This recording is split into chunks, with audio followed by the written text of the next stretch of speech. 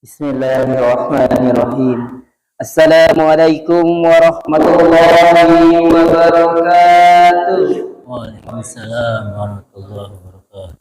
Alhamdulillahirabbil alamin wassalatu wassalamu ala asrofil anbiya'i wal mursalin wa ala alihi washabihi ajmain. Amma ba'du.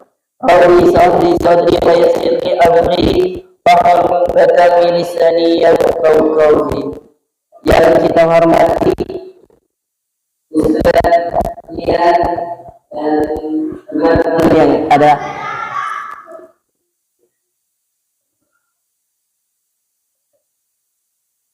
Marilah kita senantiasa memanjatkan kehadirat Allah Subhanahu wa taala atas limpahan rahmat, taufik, hidayah dan inayah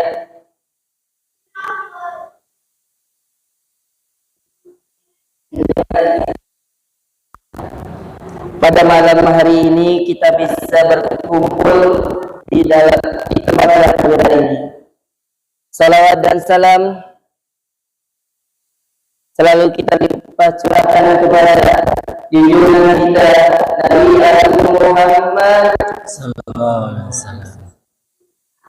Awal dengan Bismillahirrahmanirrahim. Yang akan dibawakan oleh sahabat kita Sandi, kepadanya kita dipersilakan.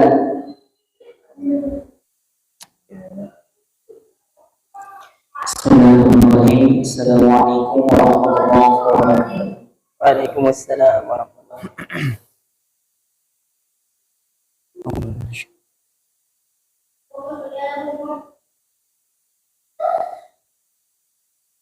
وكيف تكفرون وأنتم تتلى عليكم آيات الله وفيكم رسوله ومن يعتصم بالله فقد هدي إلى صراط مستقيم. يا أيها الذين آمنوا اتقوا الله حق تقاته ولا تموتن إلا وأنتم مسلمون. واعتصموا بحبل الله جميعا ولا تفرقوا واذكروا نعمة الله عليكم إذ كنتم أعداء فألف بين قلوبكم فأصبحتم بنعمته إخوانا وكنتم على شفا حفرة من النار فأنقذكم منها. كذلك يبين الله لكم آياته لعلكم تهتدون. ولتكن منكم أمة يدعون إلى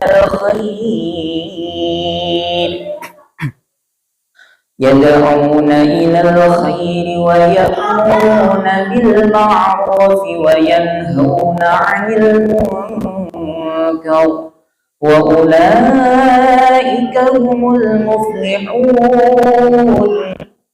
ولا تكونوا كالذين تفرقوا واختلفوا من بعد ما جاءهم البينات وأولئك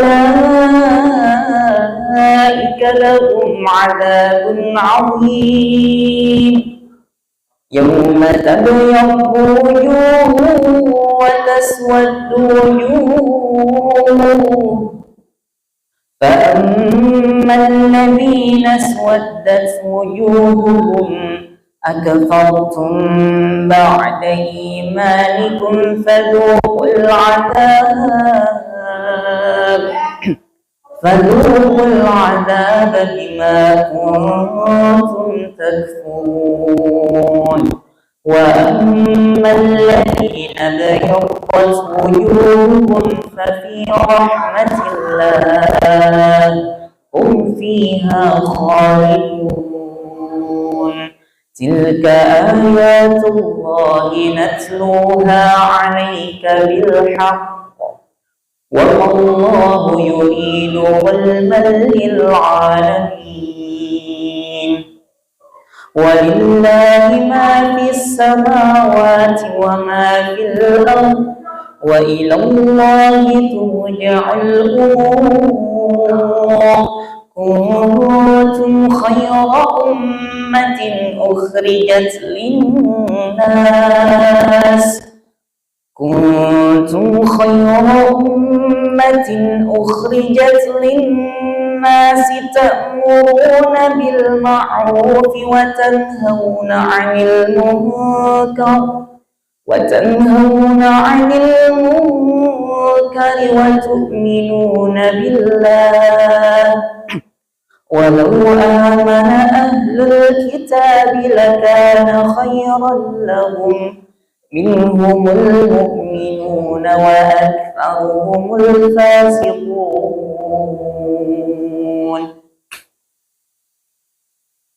Dan bagaimana kamu sampai menjadi kafir padahal ayat-ayat Allah dibacakan kepada kamu dan Rasulnya Muhammad pun berada di tengah-tengah kamu. Barang siapa berpegang teguh kepada agama Allah, maka sungguh dia diberi petunjuk kepada jalan yang lurus.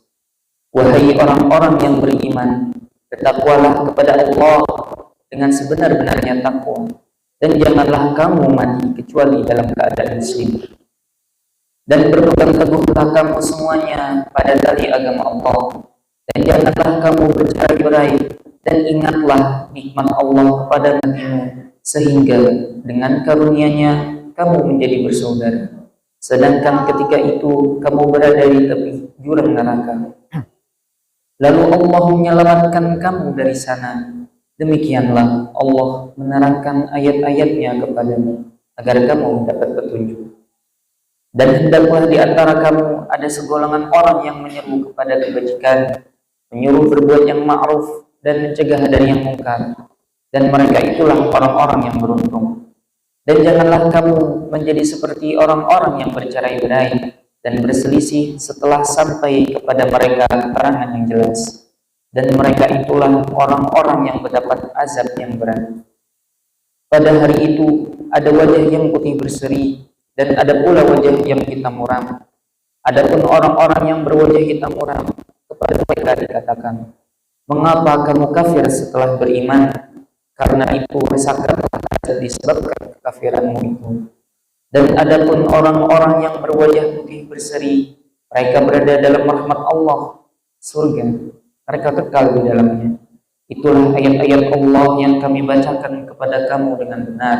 Dan Allah tidaklah berkehendak menzalimi siapapun di seluruh alam. Dan milik Allah lah apa yang ada di langit dan apa yang ada di bumi.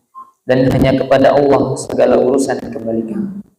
Kamu umat Islam adalah umat terbaik yang dilahirkan untuk manusia. Karena kamu menyuruh berbuat yang ma'ruf dan mencegah dari yang mungkar. Dan beriman kepada Allah. Sekiranya ahli kitab beriman, tentulah itu lebih baik bagi mereka. Di antara mereka ada yang beriman, namun kebanyakan mereka adalah orang-orang fasik. Shadaqallahul Azim. Assalamualaikum warahmatullahi wabarakatuh. Waalaikumsalam warahmatullahi wabarakatuh. Itulah pembahasan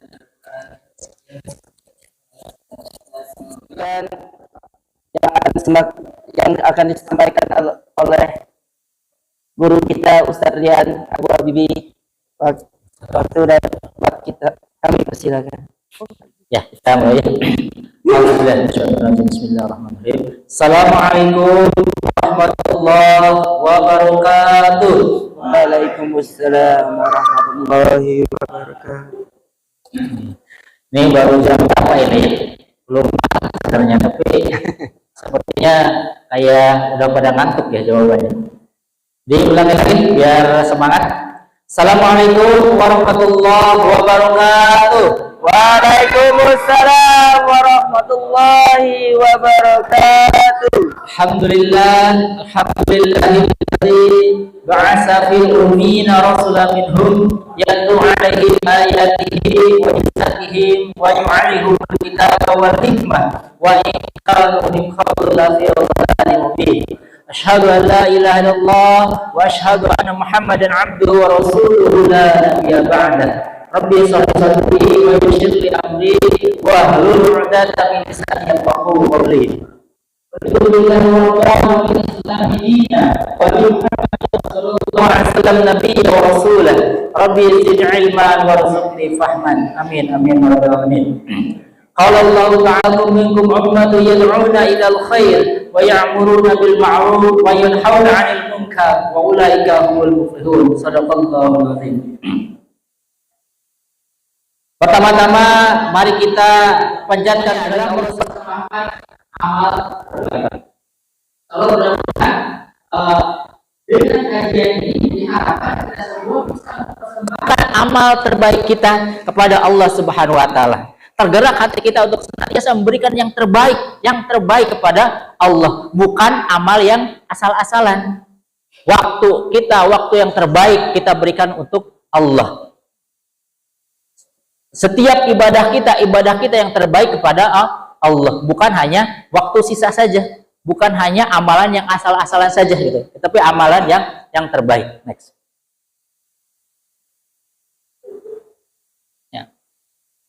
Ini Quran surat Al-Mulk ayat 2. A'udzubillahi minasyaitonir rajim. Allazi khalaqal mauta wal hayata liyabluwakum ayyukum ahsanu amala wa huwal azizul ghafur. Yang menjadikan mati dan hidup supaya dia menguji kamu siapa di antara kamu yang paling baik amalnya, dan dia Maha perkasa lagi Maha pengampun. Nah, di ayat ini Allah Subhanahu wa taala mempertanyakan kepada kita gitu ya. Jadi Allah lah yang menghidupkan dan mematikan kita, dan Allah yang akan menguji kita gitu ya. Dari ujian yang berikan Allah kepada kita itu, Allah akan melihat siapa di antara kita yang memberikan amal terbaiknya kepada Allah. Kan biasanya kalau kita melihat amal terbaik itu kan dari ujian ya. Kalau kita sekolah ya, kalau kita bisa mengetahui mana murid yang baik, mana yang tidak, mana yang bagus tidak, biasanya kan dari ujian itu ya, dari hasil ujian itu bisa terlihat mana yang bagus, mana yang tidak. Begitupun dalam kehidupan, biasanya ketika ada persoalan hidup, dia tidak mau lagi ngaji. Ini kan berarti kan Allah melihat amal terbaik ini gitu ya. Tetapi insya Allah dalam kondisi apapun kita, ketika kita persembahkan hidup kita kepada Allah, kita akan senantiasa memberikan amal yang terbaik. Diuji dalam kondisi apapun, kita senantiasa memberikan yang terbaik kepada Allah Subhanahu wa taala. Nah, ini bahwa mati dan hidup kita itu adalah kehendak Allah. Kita tidak bisa memilih, saya pengennya hidup terus selamanya. Kita juga tidak bisa memilih karena saking beratnya ujian hidup, saya mau mati sekarang saja. Tidak bisa, karena hidup dan mati adalah kehendak Allah Subhanahu wa taala. Atau baru mengatakan bahwa Allah akan mematikan siapa saja dan apa saja. Begitu pula ia akan memberikan kehidupan pada siapa saja dan apa saja hingga waktu yang ditentukan. Sehingga hidup dan mati itu ya emang kehendak Allah. Allah yang akan menghidupkan. Kapan kita hidup, kapan kita lahir. Kita semua di sini nggak pernah memesan ya, saya lahir tahun sekian, tanggal sekian, kita lahir dari rahim siapa, tidak ya. Kalau seandainya hidup pun gitu, kehidupan kita di awal itu kita bisa memilih, mungkin paling milihnya yang ini, yang spesial ya, ibunya siapa, cari yang kira-kira orang kaya gitu ya. Kita milih lahirnya kapan, bisa yang, tapi kan tidak gitu ya. Itu kehendak Allah. Begitu yang kita persembahkan kepada Allah. Bisa dibayangkan coba. Kalau kita sedang maksiat, usia kita dipanggil, ya, bagaimana rasanya? Biasa, gitu ya. Kalau misalnya Mas Jain sedang maksiat oleh Allah, gitu ya, sedang maksiat kepada Allah, tiba-tiba diambil nyawanya. Contoh misalnya sedang konsumsi narkoba, gitu ya. Wah, sampai ininya kebanyakan overdosis gitu ya. Overdosis meninggal. Itu suul khatimah atau apa husnul khatimah? Suul khatimah. Nah, nanti kalau begitu yang malu siapa? Yang rugi. Bukan hanya diri sendiri kan gitu ya. Udah diri sendiri udah pasti itu rugi, kerugian yang sangat besar kalau kita meninggal dalam kondisi sedang maksiat di hadapan Allah. Tambah lagi kalau yang meninggal ketika maksiat itu, yang malu itu bukan hanya diri sendiri, tapi keluarga. Ya, oh anaknya si bapak ini gitu ya. Oh anak saudaranya ini, itu udah luar biasa ini. Malu di dunia dan juga di akhirat. Oleh karena itu, kita itu harus senantiasa memberikan persembahan amal terbaik kita dalam sepanjang kehidupan kita. Jangan sampai terlena. Sebab kata Allah, Allah itu melihat seseorang itu baik atau tidak itu dari ujian. Biasanya, makanya semua manusia di dunia itu pasti mengalami ujian hidup. Semua ya, jangan sampai dianggap oh kayaknya orang itu mah enak-enak saja, nggak pernah diuji, nggak pernah ada ujiannya, nggak pernah punya masalah gitu ya. Sedangkan saya kok bermasalah terus hidup. Tidak seperti itu gitu ya. Masalah hidup, ujian hidup itu semua juga merasakan. Cuman yang beda apa? Bagaimana menghadapi, bagaimana menyikapi ujian tersebut, bagaimana menghadapi ujian tersebut gitu ya. Insya Allah bagi orang-orang yang beriman, orang-orang yang ketakwaannya kepada Allah luar biasa, dia akan senantiasa menyikapi, dia senantiasa menghadapi ujian hidup itu dengan tenang, dengan baik. Ya, contoh misalnya anak-anak sekolah kalau ujian benar, anak-anak sekolah yang benar dia setiap harinya belajarnya bagus. Oh, ujian ya biasa saja, santai. Karena kenapa? Ujian itu kan soal yang ngulang gitu, ngulang pelajaran, benar nggak? Juga harus sesuai dengan tuntunan Rasulullah Sallallahu Alaihi Wasallam. Jadi adab-adab majelisnya diterapkan gitu ya, supaya kita berkah pengajian kita. Next. Amal yang terima itu yang seperti apa? Ini adalah mirip pas misbah ini. Ya. Amal yang terima seperti apa? Pertama, nih syaratnya ada dua. Ikhlas karena Allah. Yang kedua, benar sesuai tuntunan Rasulullah SAW. Ini rumusnya. Rumus agar ibadah kita, amal kita itu diterima oleh Allah. Gampang ya, rumusnya cuma dua. Pertama, ikhlas karena Allah. Kedua, benar sesuai dengan tuntunan Rasulullah Sallallahu Alaihi Wasallam. Ini kalau ditanya, hafal enggak ini? Hafal ya? Coba nanti slide-nya di ini, mesti dihilangkan. Benar-benar karena Allah, ya. Jadi kita pun tetap tidak bisa menilai orang itu sombong ketika misalnya ibadah di-upload di media sosial. Wow, itu sombong. Wow, dia sombong. Nah, orang yang mengatakan sombong itu sebenarnya dia penyakit hati. Kenapa? Menuduh tanpa bukti. Karena yang namanya sombong, pamer, ya itu adalah aktivitas hati. Allah yang maha tahu gitu ya. Ya biarkan saja. Orang beramal, dia misalnya diupload di media sosial. Ya siapa tahu dengan amalnya tersebut, dengan melihat ini dia terdorong, termotivasi untuk berbuat baik. Asalkan kita jangan sampai langsung menilai, menjudge, oh ini dia kayaknya ini banget, ria amat, sombong amat, segala macam gitu ya. Setiap aktivitas diupload, tidak seperti itu juga. Yang tahu benar atau salah itu kan hati kita. Ria atau tidak itu hati kita gitu ya. Ya apa namanya, rugi sendiri kalau kita ibadah diupload niatnya untuk dipuji, berarti kan emang kitanya kan gitu ya yang ria, hilang amal kita gitu. Next. Jadi kita itu hanya untuk Allah ibadah kita itu. Apakah sesuatu yang dipersembahkan hanya untuk Allah itu cukup yang biasa-biasa saja, minimalis dan terkesan asal-asalan nih? Jadi pertanyaan, kalau memang ibadah kita itu hanya kepada Allah, kita akan ngaku cinta Allah dan Rasulnya, benar nggak? Kalau ditanya, misalnya Mas Faiz cinta Allah dan Rasulnya nggak? Cinta, benar. Benar ya, cinta Allah dan Rasulnya. Cinta orang tua nggak? Cinta ya. Cinta Allah dan Rasulnya, cinta orang tua. Nah, ketika kita menyatakan cinta kepada Allah dan Rasulnya, kita merasakan mengatakan cinta kepada orang tua kita, atau menyatakan cinta kepada orang-orang yang spesial menurut kita. Kalau yang sudah punya istri mungkin ke istrinya, orang yang belum punya istri mungkin ke orang yang spesial siapa gitu ya, tapi bukan pacarnya, karena pacarnya dalam Islam itu haram gitu ya. Jadi kepada orang yang spesial, yang calon istrinya. Nah, kepada orang-orang yang spesial kita mempersembahkan itu yang biasa-biasa saja atau yang spesial? Spesial. Halo? Kalau seandainya kita orang tua kita mampu punya uang untuk beli beras, apa kita akan memberikan beras kepada orang tua kita itu beras yang rojo lele apa beras yang raskin? Rojo lele. Hah? Rojo lele. Oh, rojo lele lah gitu. Masa yang raskin? Oh, uang ini saya cari yang raskin itu kan berasnya yang apa ya? Kualitasnya buruk biasanya ya. Yang sampai ada ininya, ada kutu-kutu berasnya gitu. Memberikannya yang terbaik ya, gitu. Jadi kita pun tidak mau yang kalau bisa memberikan orang tua itu yang terbaik, gitu ya. Memberikan pakaian ketika kita sudah kerja, gitu ya. Memberikan pakaian kepada orang tua, memberikan yang terbaik atau yang paling buruk dari pakaian bekas. Pakaian yang bagus, nggak mungkin kita itu sepertinya ke pasar loak cari yang ini gitu ya buat orang tua. Kita itu pasti memberikan yang terbaik. Benar atau ada di sini ke orang tua yang memberikan yang asal-asalan? Ada enggak? Yang udah kerja?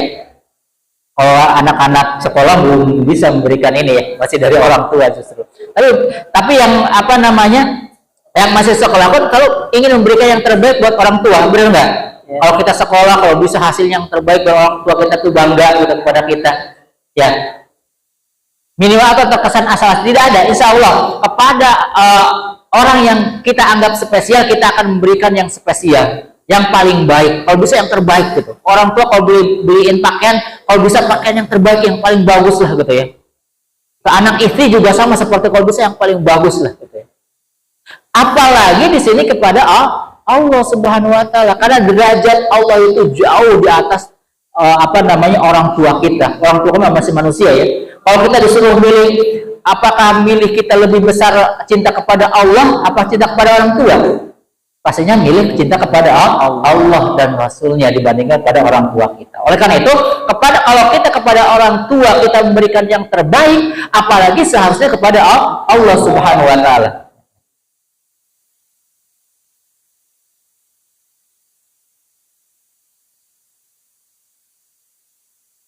Ya. Atau sesuatu yang persembahkan khusus untuk Allah itu harusnya berkualitas istimewa atau optimal. Jadi ini dua perbandingan. Apakah ketika kita memberikan kepada Allah itu adalah yang paling yang minimalis, biasa-biasa saja, asal-asalan, atau berkualitas istimewa dan optimal? Tentu semuanya memilih yang kedua. Insya Allah ya, memilih yang kedua. Tapi kalau disuruh milih, kita milih yang kedua. Tapi faktanya, apakah seperti itu? Tidak. Halo? Tidak.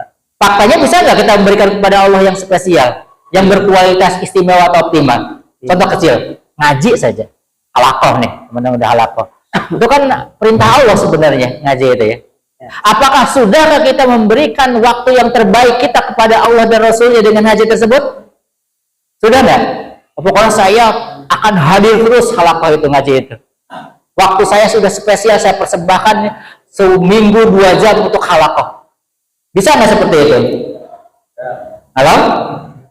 Bisa nggak? Atau kita asal-asalan waktunya, kalau sempat ya saya datang, kalau enggak ya enggak. Atau bahkan sempat pun tidak sempetin gitu ya. Kalau saya nggak sempat, berarti kita belum maksimal pada Allah kalau belum seperti itu. Ya? Halo? Udah memberikan yang terbaik atau belum nih waktu kita untuk ngaji ini untuk Allah? Berarti jawabannya tadi jangan nomor 2 dong. Jawabannya yang pertama. Ya, berarti nggak jujur. Ya, kita harus jujur. Jadi berusaha ya. Kita berusaha memberikan yang terbaik. Berarti oke lah. Kalau kemarin kita malas, kita belum memberikan waktu terbaik kita karena kita belum ngaji ini, belum paham. Oh ternyata setelah paham, kita itu harus memberikan yang terbaik kepada Allah. Ngaji salah satunya itu kan ibadah kepada Allah. Berarti kita pun harus memberikan waktu yang terbaik, pilih waktu yang terbaik, sempatkan, gitu ya. Dan juga kualitasnya dalam ngaji itu jangan hanya sekedar datang saja, benar-benar memperhatikan gurunya, musyrifnya sampai paham pelajarannya, seperti itu. Atau contoh lain adalah berinfak di jalan Allah. Infak itu kan ibadah. Kita memberikan yang terbaik atau minimalis atau asal-asalan? Terbaik. Terbaik, gitu ya. Kalau bisa ya, kalau kita berikan bisa lebih dari ini, ya berikan yang lebih gitu ya. Gitu. Jangan yang saya mampunya sebulan 1.000, terbaik atau enggak? Padahal kita jajan lebih dari 1.000 seharinya gitu ya. Berikan yang terbaik di jalan Allah sebagai bukti kita itu memberikan persembahan terbaik kepada Allah Subhanahu wa taala. Next. Nah, ini terbaik dan teristimewa. Coba kado saja nih biasanya ya. Kalau memberikan pada orang yang spesial, kadonya biasanya bungkusnya seperti ini, benar enggak? Tapi kalau asal pada orang yang nggak spesial, kita biasanya bungkusnya asal aja. Kadang bungkus koran juga nggak masalah gitu. Atau bahkan nggak dibungkus juga masih udah nggak masalah gitu ya. Iya. Kalau kita ngasih ke orang yang kita nggak kenal misalnya, atau menurut kita orang yang nggak spesial sama sekali, kadang kita ngasih asal saja kan gitu ya. Tapi kalau orang yang spesial, kita kasih kado juga seperti ini. Ya, benar apa benar ini? Benar ya, seperti ini. Kadang kalau kita mandang orang spesial, kita lebih ini juga. Ini undangan saja biasanya. Kalau kita undangan datang kepada orang menurut kita spesial, kita pasti lebih dibandingkan dengan ini ya. Ininya itu, kadonya itu. Nah, tentunya terbaik dan istimewa. Ketika seseorang mempersembahkan sesuatu yang khusus bagi orang yang dicintainya, ia tentu akan persembahkan yang terbaik dan istimewa. Bukan yang biasa-biasa saja, apalagi yang berkualitas buruk. Nah, kalau kita sudah memandang seseorang itu istimewa, luar biasa bagi kita gitu ya, kita akan selalu memberikan yang terbaik buat dia. Kalau kita kepada istri kita, kalau kita itu menganggap istri kita itu orang yang spesial, orang yang paling baik, paling mulia menurut kita, kita akan selalu memberikan yang terbaik untuk istri kita. Kalau kita menganggap anak kita itu adalah anugerah Allah yang spesial kepada kita, kita pun akan memberikan yang terbaik pada anak kita. Pendidikannya, makanannya, pakaiannya, semua yang terbaik menurut kita. Gak asal-asalan. Gitu ya. Begitupun kalau kita menganggap Allah itu adalah luar biasa, Allah itu spesial menurut kita, kita akan memberikan yang terbaik kepada Allah. Kalau kepada manusia kita bisa, kenapa kepada Allah tidak? Itu ya jadi pertanyaan. Kenapa untuk urusan Allah kita hanya biasa-biasa saja, asal-asalan saja gitu ya? Bahkan untuk menyempatkan waktu 2 jam saja dalam seminggu kita nggak bisa untuk ngaji gitu ya.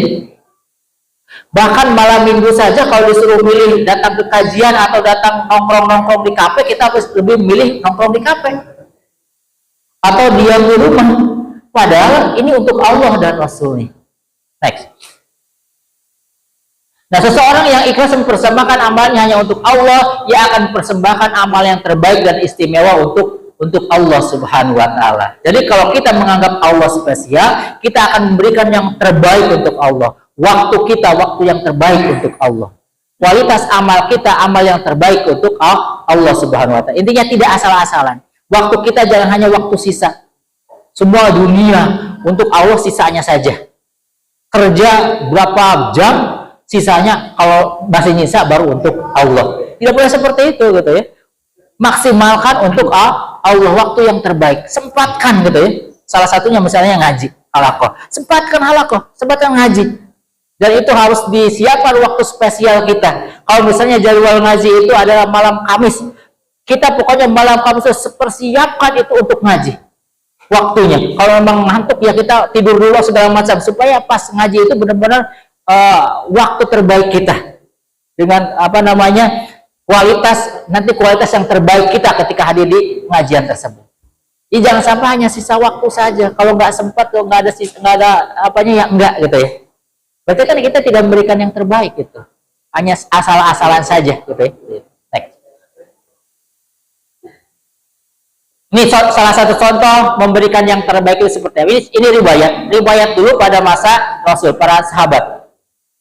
Imam Al-Hakim meriwayatkan bahwa zaman Nabi SAW, para sahabat seringkali membawa buah kurma yang baru mereka petik untuk dibawa ke masjid supaya dimakan oleh fakir miskin. Jadi para sahabat dulu kalau mereka datang ke masjid ketika panen kurma itu, kurma yang dibawa itulah kurma-kurma yang terbaik, yang bagus, yang baru dipetik masih fresh gitu ya. Bukan yang milihin yang buruk-buruknya, yang bagus dimakan untuk keluarganya, yang buruk dibawa masjid untuk dipakai miskin. Tidak seperti itu. Para sahabat itu senantiasa memberikan yang terbaik, yang paling bagus-bagus, yang kualitas bagusnya dibawa ke masjid untuk pakaian miskin. Itu. Terus ini pun pada suatu hari salah seorang dari mereka membawa buah kurma dengan kualitas yang rendah ke masjid. Pemberian yang tidak berkuasa ini ditegur oleh Allah melalui firman-Nya dalam surat Al-Baqarah ayat 267. Jadi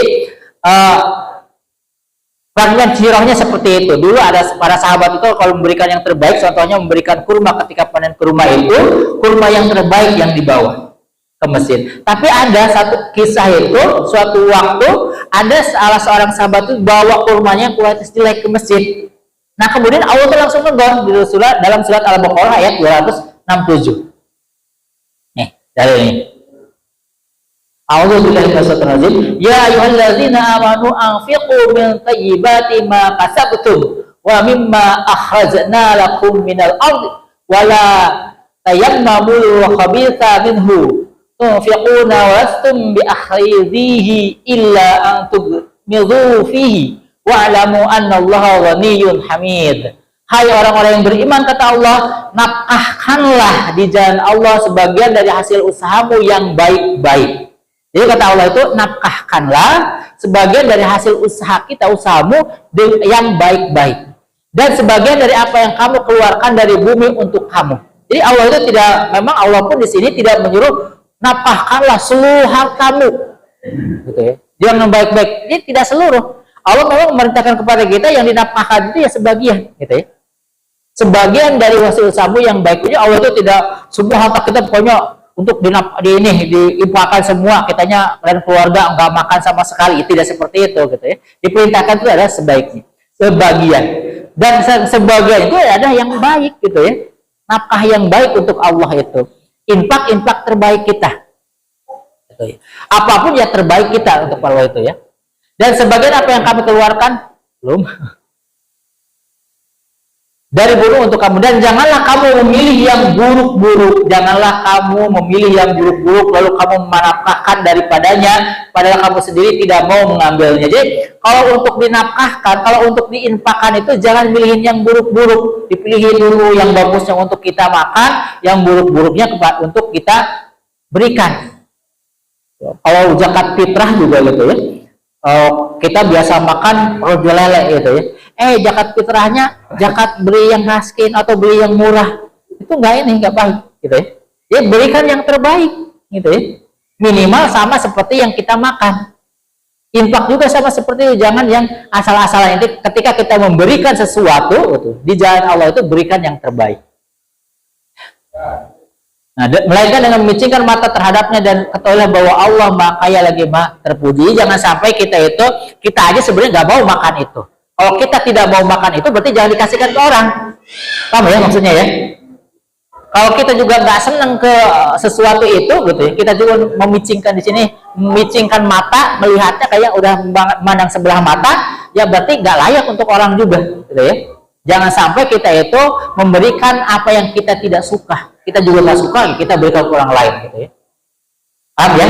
Jadi berikanlah yang terbaik. Infak pun infak yang terbaik. Ini adalah Quran surat Al-Baqarah ayat 267 itu sebenarnya asbabun nuzulnya menyindir, menegur pada sahabat yang dulu pada saat dia memberi panen kurma, dia bawa ke masjid itu adalah kurma yang kualitas rendah, yang jelek. Ditegur oleh Allah melalui surat Al-Baqarah ayat 267 ini. Next. Nah, apa manfaatnya kalau kita itu beribadah kepada Allah, memberikan amal yang terbaik kepada Allah, kita ikhlas karena Allah, niatnya benar dengan caranya benar. Tujuannya apa? Salah satunya adalah kita tidak akan mudah kecewa kalau kita beramal yang terbaik kepada Allah, ikhlas dan juga benar karena Allah. Kita tidak mudah kecewa ketika amal yang kita lakukan hanya untuk Allah ternyata tidak mendapatkan respon atau bahkan direspon negatif oleh manusia. Contoh misalnya dakwah. Ketika kita ngajak orang untuk misalnya ikut kajian, itu kan amalan terbaik dari Allah, dakwah itu ya. Ngajak orang untuk ikut kajian agar mereka sadar, hijrah, mau berbuat baik. Itu kan amalan terbaik. Nah, itu harus diniatkan karena Allah, semata-mata karena Allah. Kita tidak pernah melihat, oh nanti saya ditolak atau diterima. Tidak. Soal ditolak atau diterima itu adalah urusan Allah. Terus saja kita ajak gitu ya. Tugas kita itu mengajak saja. Ketika ada kan teman-teman menerima undangan ini ya, kajian melamar ini ya, di-share nggak ke temennya? Halo, Mas Berantas, di-share nggak kalau dapat undangan ke temannya? Ke berapa orang? Oh, luar biasa. Nah, nge-share ke temennya itu niat karena Allah atau karena yang lain? Karena Allah ya, mudah-mudahan gitu ya. Nah, jadi seperti itu ya. Kalau kita berikan yang terbaik. Kalau saya punya teman 10 kayak ke 10 orang, semakin banyak itu semakin baik. Berarti kan memberikan yang terbaik itu jangan asal-asal. Yang penting nge-share lah saya ke 1 orang. Berarti nggak terbaik itu minimalis. Seharusnya ibadah itu harus maksimalis gitu ya. Kalau kita mendapat undangan, kita share lagi ke share yang lebih banyak gitu ya. Dan itu niatan karena Allah, dan jangan sampai kita juga ini pandangan manusia sehingga ketika semua nggak datang kita kecewa. Wah, saya share tapi nggak ada yang datang. Belum minggu besok nggak bakalan saya nge-share lagi. Nah, berarti dia itu nge-share undangan kajian itu bukan karena Allah. Kalau baru ditolak begitu saja udah malas lagi, nggak mau ini lagi. Saya pokoknya besok nggak mau share kajian lagi. Karena nggak percuma, nggak ada yang datang. Saya yang kuota saya gitu ya. Share ke ini ternyata banyak yang nolak. Berarti itu tidak memberikan yang terbaik. Tidak ikhlas karena Allah. Kita tetap beramal yang terbaik kepada siapapun, kapanpun, dan dimanapun, karena amal yang kita lakukan hanya untuk Allah Subhanahu wa Ta'ala. Jadi ketika kita share kajian gitu ya, itu insya Allah pahala yang sudah dapat. Sudah, kita jangan lagi melihat apakah itu diterima atau tidak. Ya, oke, siap nggak minggu besok begitu? Kalau ada undangan kajian, di share-nya maksimalis, maksimal sebanyak mungkin yang bisa kita lakukan. Insya Allah. Mas Eva di HP-nya ada berapa kontak temennya? 67. Nah, kalau share kajian ke 67 itu bisa nggak? Bisa nggak? Semuanya dikasih share, dikasih undangan itu? Hah? Insya Allah bisa. Oh, luar biasa. Mas Eva luar biasa itu. Patut dicontoh. Kita seperti itu. Jadi share itu jangan hanya ke 1-2 orang saja, ke banyak gitu ya. Dan kita juga kalau disuruh share misalnya konten dakwah, contoh salah satunya adalah bulletin kafah gitu ya. Kan tiap minggu ada di share bulletin kafah, atau untuk remaja nanti saya share Taman Surga. Ya. Taman Surga itu kan buat remaja, ke temennya lagi di share. Itu bisa nggak share-nya ke misalnya secara maksimal kita ke banyak kontakan kita, kontak-kontak di WA. Sanggup nggak? Insya Allah. Sanggup ya. Nah, itu buahnya pahala, insya Allah berbuah pahala. Dan kita jangan sampai tadi ketika tidak ada responnya negatif, kita justru berhenti, tidak, gitu ya. Karena kita niatnya karena Allah Subhanahu Wa Taala. Next. Ini contoh juga. Ketika kita rajin sholat duha, karena kan beberapa biasanya motivasi orang untuk sholat duha itu biar rezekinya lancar. Benar nggak? Halo? Ya. Pernah dengar nggak kalau sholat duha nanti rezekinya dilancarkan oleh Allah, urusannya dipermudah oleh Allah Subhanahu Wa Taala? Ya, pernah dengar seperti itu ya. Nah, ketika kita rajin sholat duha, tetapi ternyata rezeki kita masih terasa sempit. Misalnya kita usaha, misalnya Bang Mail nih jualan nasi kebuli, dikasih motivasi sama temennya, Bang Mail, kalau pengen cepet laris manis dan jualannya, rajin sholat duha. Ini hadisnya segala macam dibacakan. Mas Mail termotivasi, saya sholat duha lah supaya tambah ininya.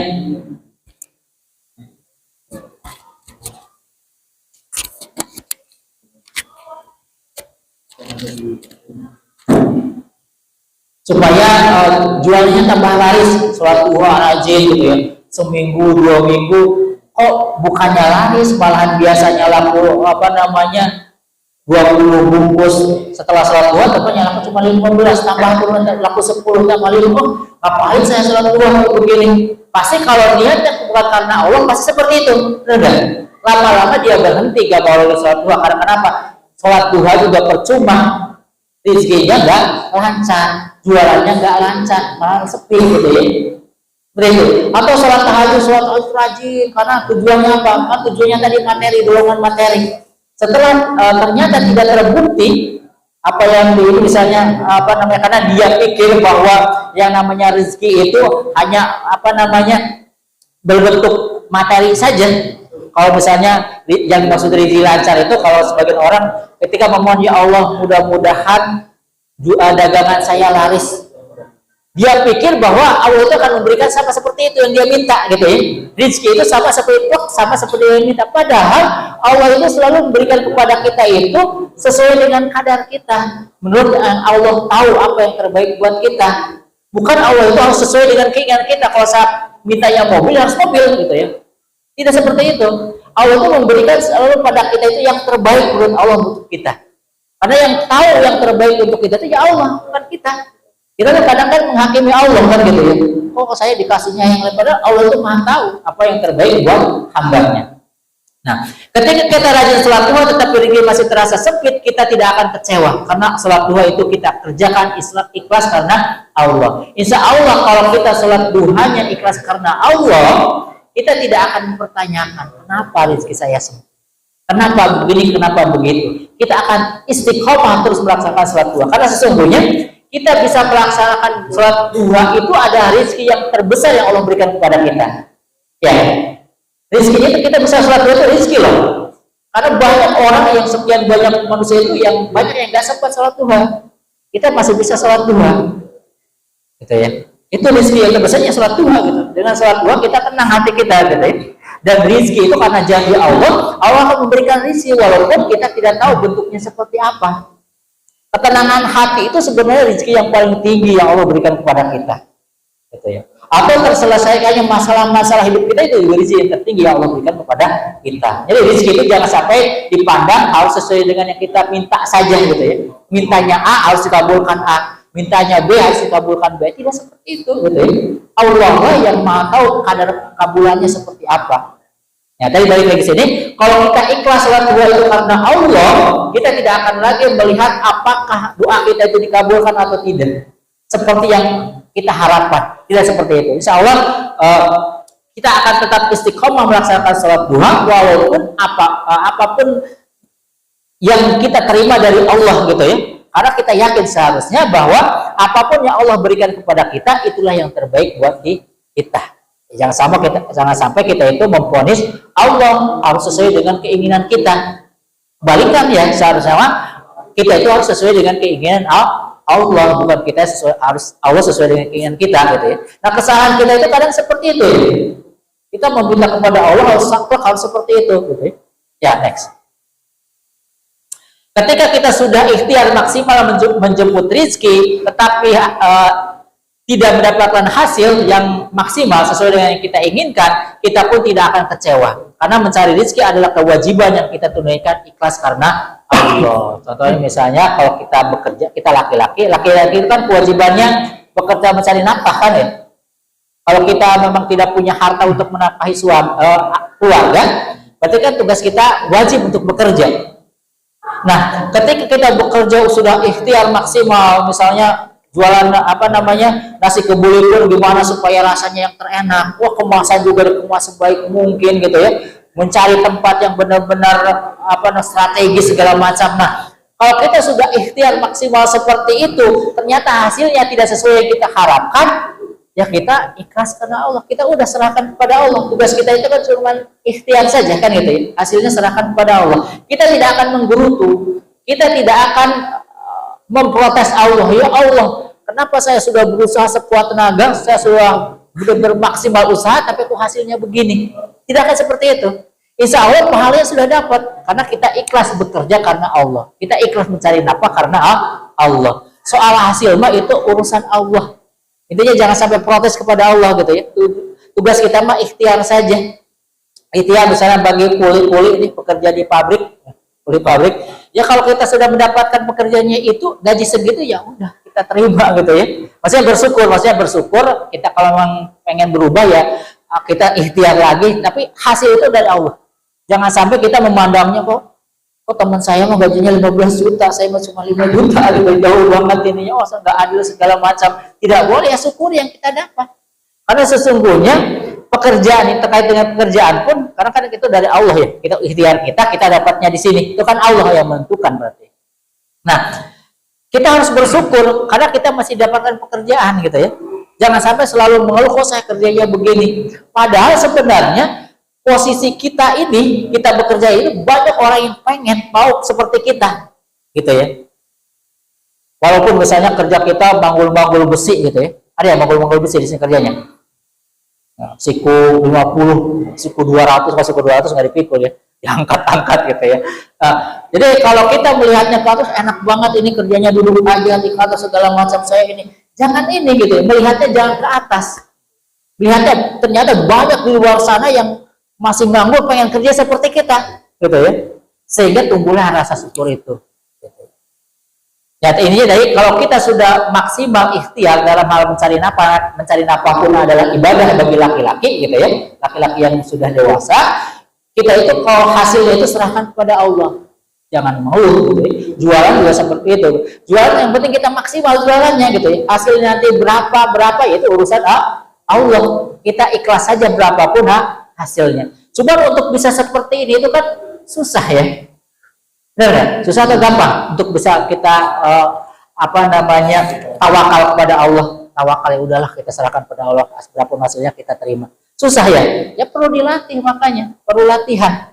Harus senantiasa dilatih untuk bisa ikhlas karena Allah. Berapapun hasil, misalnya kalau kita bekerja atau kita mencari nafkah, ketika kita menerima hasil itu kita ikhlas karena Allah, kita benar-benar menerima, kita bersyukur, itu perlu latihan.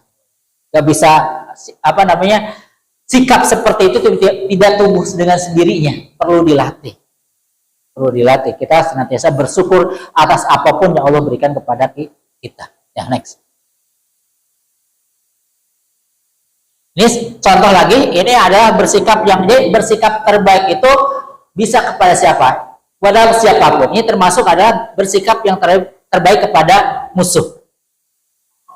Ingatlah ketika Tuhan mewahyukan kepada para malaikat, id yuhi rabbuka ilal malaikati inni ma'akum fathabithul ladzi amanu saat fi qulubil ladzina kafaru ru'ba fadribu fawqal a'naqi wadribu minhum kulla banan.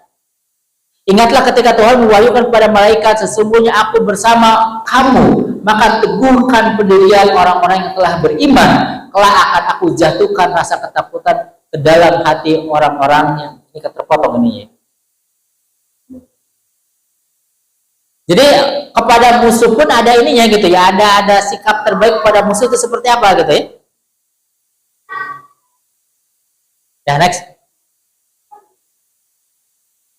Tadi kepada musuh itu sikap terbaik, artinya bahwa ketika kita melawan musuh, gitu ya, melawan sekuat tenaga musuh itu supaya bisa mengalahkan musuh, itu sifat terbaik. Jika sifat terbaiknya bukan berarti kepada musuh kita harus lemah lembut, nerima gitu ya. Bukan seperti itu. Ketika kita berperang, kita membunuh orang yang kita perang, musuh kita, itu sifat terbaik kita, berani terhadap musuh gitu ya. Jadi ada aturannya dalam Islam. Ini contoh lain adalah bersikap yang terbaik kepada hewan sembelihan. Kemarin baru kurban ya. Jadi kepada hewan pun dalam Islam itu ada aturannya bagaimana sikap kita itu terbaik terhadap hewan sembelihan. Artinya Inna Allah katabal ihsana ala kulli syai'in fa idza qataltum fa ahsinul qitalat wa idza nabakhtum fa ahsinul dibhata wal yuhidda ahadukum safaratahu wal yurih zabihatahu. Ya, next. Sesungguhnya Allah mewajibkan berbuat baik atau ihsan atas segala sesuatunya. Allah itu mewajibkan kita berbuat baik itu dalam segala sesuatu pada siapapun gitu ya. Jika kalian membunuh dalam kisos, maka berbuatlah ihsanlah dalam cara membunuh. Jadi kalau dalam Islam itu ada hukum kisos. Kisos itu apa? Kalau Mas berantas membunuh orang, hukumannya bukan di penjara, tapi dibunuhlah lagi. Nah, ketika prosesi pembunuhan gitu ya, di kisos itu harus dengan cara yang terbaik, ada aturannya, tidak asal bunuh-bunuh saja gitu ya. Wah, dilempar dengan batu, wah, udah itu dicincang-cincang selama, tidak seperti itu, ada aturannya gitu ya. Aturan dan membunuh yang terbaik. Dan jika kalian menyembelih, maka berbuat ihsanlah dalam cara menyembelih. Menyembelih hewan pun ada aturannya, tidak asal gorok-gorok saja, tidak asal sembelih-sembelih saja gitu, ada aturannya.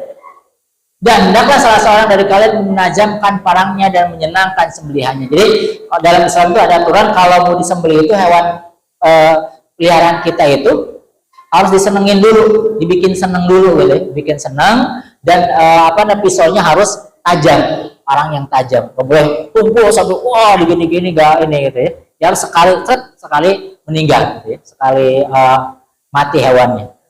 Harus ada aturan. Itu adalah salah satu sikap terbaik terhadap hewan sembelihan. Next.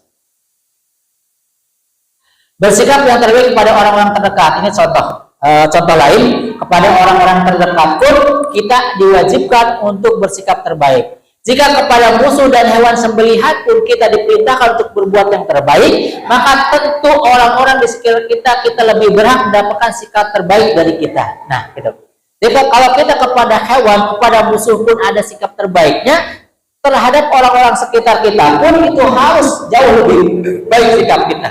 Kepada teman kita, kalau kita kan di rumah kepada orang tua kita ya, kepada saudara-saudara kita, kakak kita, adik kita. Kalau kita seorang kepala keluarga, kepada istri kita, kepada anak-anak kita, kepada teman-teman kita, sini, teman halakoh kita, teman ngaji kita, teman kajian kita harus ada sikap terbaiknya. Istri, suami, anak, orang tua, tetangga, kerabat, guru, sahabat, dan lain-lain adalah orang-orang yang berhak mendapatkan amal terbaik dari kita. Nah itu, kita kepada Allah sudah tentu.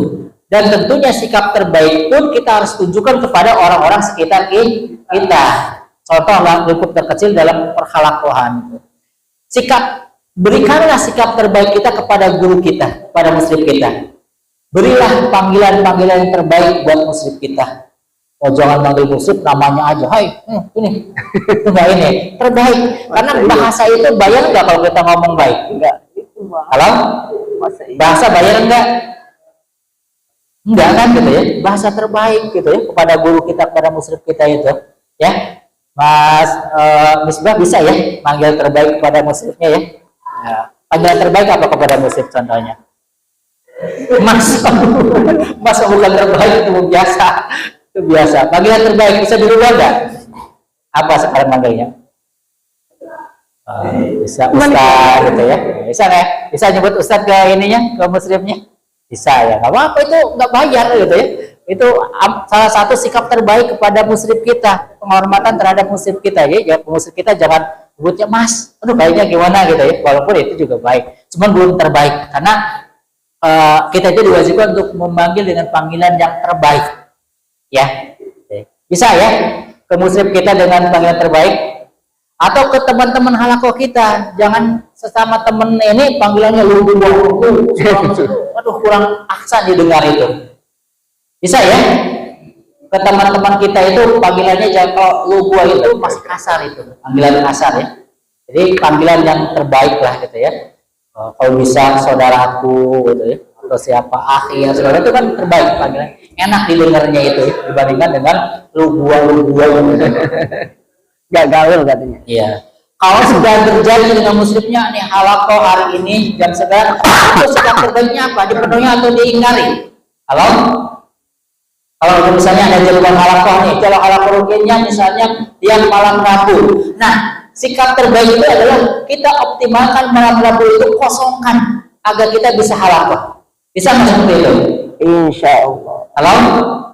Bisa nggak nih? Terutama yang remaja-remaja nih. Bisa ya? Insya Allah ya? Insya Allah. Itu kita berikan yang terbaik, amal terbaik kita kepada Allah. Kita terbaik kepada muslim kita itu sebenarnya karena Allah gitu ya. Karena Allah memerintahkan itu. Seandainya Allah memerintahkan kita bersikaplah kasar terhadap orang-orang yang dianggap spesial, kita pasti kasar kan gitu ya. Tapi Allahnya kan tidak. Allah menyuruh kita itu bersikap yang terbaik. Jadi muslim kita punya hak diberikan perlakuan yang terbaik dari daris-darisnya. Ya, muslim kita itu punya hak untuk diperlakukan terbaik, diberikan yang terbaik, pelayanan terbaik dari muslim-muslim. Begitupun daris-daris kita, kalau kita muslim mempunyai hak untuk diberikan pelayanan terbaik dari muslimnya.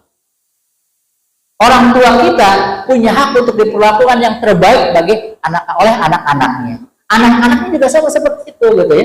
Jadi semua perlu perlakuan yang terbaik dari kita. Kita harus memberikan yang terbaik kepada siapapun gitu ya, pada orang tua kita, kepada guru kita, kepada teman kita selalu yang berikan yang terbaik. Jangan minimalis, jangan asal-asalan. Oh, yang penting ya, kata-kata yang penting itu harus dihindari. Kalau bisa usahakan yang terbaik, berikan yang terbaik untuk siapapun yang ada di sekitar kita, di circle kita, di lingkaran kita. Kita selalu berikan yang terbaik. Jangan asal-asalan. Next. Apapun respon mereka ini juga kata kuncinya. Apapun respon mereka, amal terbaik tetap kita berikan karena ini perintah Allah Subhanahu Wa Taala. Nah, kita berbuat baik kepada orang lain, baik itu orang tua, anak, guru, pelajar-pelajar kita gitu ya, dari kita, itu karena Allah menyuruh kita seperti itu. Gitu ya. Jadi ketika kita berbuat baik itu, mata kita udah ditutup lagi. Jangan sampai melihat responnya bagaimana nih kalau saya begini. Oh, kalau saya manggil guru saya Ustadz, responnya gimana nih Ustadz saya ke saya itu bagaimana nih? Gak seperti itu. Ya udah saja gitu ya. Itu perintah Allah, baik nanti responnya baik atau buruk ya terserah. Itu urusan Allah. Yang penting kita sudah berbuat. Oh, kalau saya ke orang tua saya sudah berbuat baik, saya maksimal, nanti orang tua saya bagaimana nih? Tetap suka marahin saya atau enggak gitu ya. Itu jangan lihat itu lagi. Intinya bahwa ketika kita sudah berbuat yang terbaik pada orang lain, itu Allah yang menilai kita. Allah yang akan membalas kita. Adapun respon orang tersebut itu bukan urusan kita lagi. Makanya jangan sampai kita memberikan sesuatu kepada orang pun. Mas Mail misalnya selalu baik, misalnya kepada Satehan. Kalau lawan selalu dikasih nasi kebuli. Oh, berarti kasih nasi kebuli. Ternyata yang dikasihnya biasa saja sikapnya kepada kita, nggak pernah ngasih juga. Lama-lama kalau lagi kenapa orang dia mau saya mengasih terus, dia nggak pernah ngasih kepada saya. Hilang semua amalnya, hilang semua pahalanya, cabut semua pahala. Karena kita berbuat baik itu jangan sampai berharap tujuannya agar orang itu berbuat baik lagi kepada kita. Berarti itu tujuannya salah. Tujuan yang benar seperti apa? Tujuan yang benar adalah agar Allah melihat nilai kita. Biarkan Allah yang menilai kita. Karena saya berbuat baik pada orang, memberikan sesuatu kepada orang, itu karena Allah gitu ya. Orang tersebut mengasih lagi kepada kita, mau baik kepada kita atau tidak, itu urusan lain. Itu jangan sampai diperhatikan. Karena banyak kalau kasus di antara kita itu seperti itu gitu ya. Ketika kita baik kepada orang lain, kita selalu memperhatikan respon mereka. Harus baik lagi seolah-olah orang pun harus baik lagi kepada kita. Benar nggak? Ya, Mas Andor ya. Gitu enggak? Kalau kita biasanya berbuat kepada orang itu, pengennya orang itu berbuat baik lagi kepada kita. Ketika orang itu tidak sesuai dengan kita harapkan, kita kecewa. Benar nggak? Nah, kalau begitu berarti niat kita itu salah. Niat kita itu adalah penilaian manusia, gitu. Balasan dari manusia. Seharusnya tidak boleh seperti itu, gitu. Baik atau buruk balasan saya respon orang itu bukan tujuan. Tujuan kita itu adalah perintah Allah Subhanahu. Ini sebenarnya kunci agar kita itu tidak banyak kecewa dalam hidup ini. Ya. Kalau kita selalu menilai manusia, kita banyak itu kecewa dalam hidup ini. Karena kita itu tidak bisa menyenangkan semua orang. Semua orang pun tidak bisa menyenangkan kita, gitu ya. Semua orang pun tidak bisa menyenangkan kita sesuai dengan keinginan kita. Itu ya. Ini bisa ya. Kunci ini, ilmu ini kita terapkan ya. Namun sekarang kalau kita berbuat baik kepada orang lain itu, baik itu kepada orang tua kita, kepada teman kita, kepada siapapun intinya, jangan sampai tujuannya itu adalah agar orang lain tersebut membalas kebaikan itu kepada kita. Biarkan Allah yang akan membalasnya. Intinya kita tujuannya kepada Allah saja, jangan yang lain. Next. Nah, begitu pun tadi orang tua pun ketika memberikan sesuatu kepada anaknya, jangan sampai mengungkit selalu mengungkit kebaikan. Wah, kamu udah begini, ternyata nggak boleh juga. Karena itu udah kewajiban kita. Orang tua kan kepada anak udah kewajiban kan gitu ya. Tidak boleh berharap anak kita itu membalas sesuai dengan tidak seperti itu. Begitu pun adik kita kepada semua orang lainnya seperti itu. Tidak boleh harapan kita itu adalah agar orang lain itu membalas kebaikan kita. Ini contoh lain adalah bersikap yang terbaik kepada orang-orang terdekat. Hadisnya hadis riwayat At-Tirmidzi ini. Akmalul mu'minina imanan ahsanuhum khuluqan wa khiyarukum lin nisaihim. Yang paling sempurna keimanan seorang mukmin adalah yang paling bagus akhlaknya, dan sebaik-baik kalian adalah yang paling baik terhadap istri-istrinya. Ini hadis Rasul gitu ya, bahwa yang paling baik di antara kita itu yang paling baik akhlaknya terhadap sesama, terhadap teman-teman kita, terhadap orang-orang yang ada sekitar kita. Kita paling baik akhlaknya, paling bagus. Setiap ketemu selalu senyum, selalu menampakkan keramahan. Itu yang paling baik gitu akhlaknya itu ya. Jangan jadi orang itu jangan jutek itu apa ya? Judes. Selalu menampakkan wajah yang tidak menyenangkan. Tidak boleh terhadap saudara itu, selalu ramah gitu ya. Paling baik akhlaknya. Dan begitu pun dalam keluarga, kepada istri terhadap suami terhadap istri, anak itu harus yang paling baik akhlaknya, itu yang paling bagus. Nah, dalam amalan kita kepada Allah itu menilai, nilainya itu ada dilihat dari kualitasnya, bukan dari kuantitasnya. Jadi amal terbaik itu dilihat dari kualitas, bukan kuantitas. Jadi kualitas amalnya itu yang dinilai di sisi Allah, bukan kuantitasnya. Dalam ayat, supaya Allah menguji kamu siapa di antara kamu yang lebih baik amalnya, di situ tidak dikatakan siapakah yang paling banyak amalnya. Di awal itu tidak selalu mau siapa yang paling banyak amalnya, tapi yang paling baik amalnya.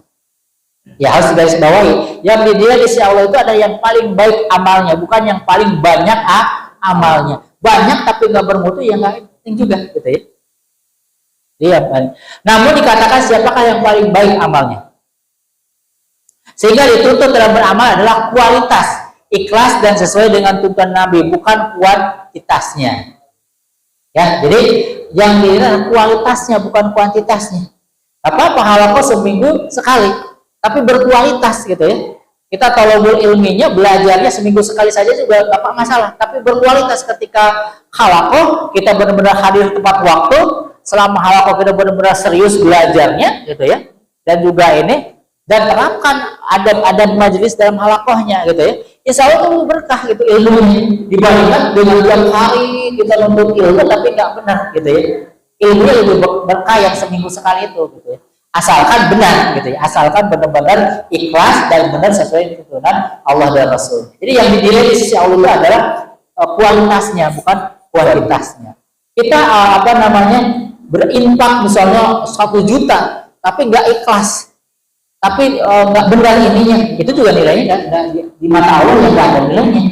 Kita infak 1.000, 5.000 misalnya, ada teman-teman misalnya yang sebulan pinjamannya 5.000, tapi 5.000 itu benar-benar memang saya itu nggak punya uang sama sekali, jajan aja nggak pernah yang namanya 5.000, jajan sehari 1.000, 5.000 itu hasil ngumpulin sehari, ngumpulin 500 para 500 sampai terkumpul 5.000, itu lebih mulia, lebih bagus dibandingkan dengan 1 juta.